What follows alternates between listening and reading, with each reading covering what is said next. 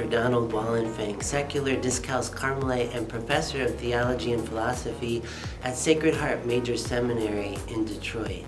It's a pleasure to welcome you to this first video installment of the online course, The Interior Castle Commentary.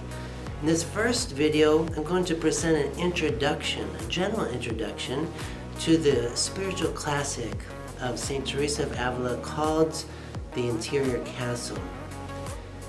Let's begin with the biblical text which forms the basis of the whole project, the whole concept, the great allegory and symbol of the castle, talking about the human soul. We read in the Gospel of St. John chapter 14, Jesus saying to his disciples, "Let your hearts not be troubled. You believe in God, believe also in me. In my Father's house are many dwelling places. If it were not so, I would have told you. I go to prepare a place for you. And if I go to prepare a place for you, I will come again and receive you unto myself, that where I am, there you may be also. If a man loves me, he will keep my word, and my Father will love him, and we will come to him and make our home with him."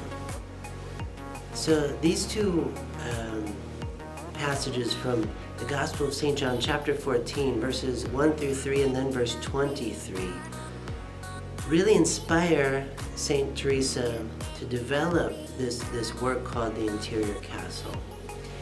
And just to get into the Greek New Testament text just a little bit here, when we read in my Father's house are many dwelling places, or some English translations say in my Father's house are many mansions, the Greek is manai palai, many rooms, dwelling places, mansions. It can be translated a lot of ways from the Greek. This mane, room, dwelling place, a kind of chamber. And it's related to the Greek word manos, where we get mano in English, which means alone or solitary. This is very telling about the Christian's spiritual life, that when it comes to the human soul, the soul has this privileged solitude in relation to God.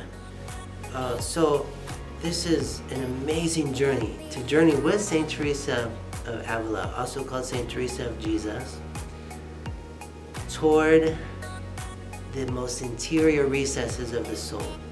And we have both a vertical dimension with this journey and a horizontal. And the vertical dimension is we're ascending Mount Carmel.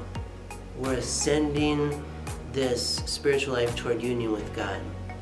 But also we are going deep within, penetrating our own soul like an arrow toward what is at the center of the soul, not me, myself, and I, but the holy other, God, the most holy Trinity, Father, Son, and Holy Spirit.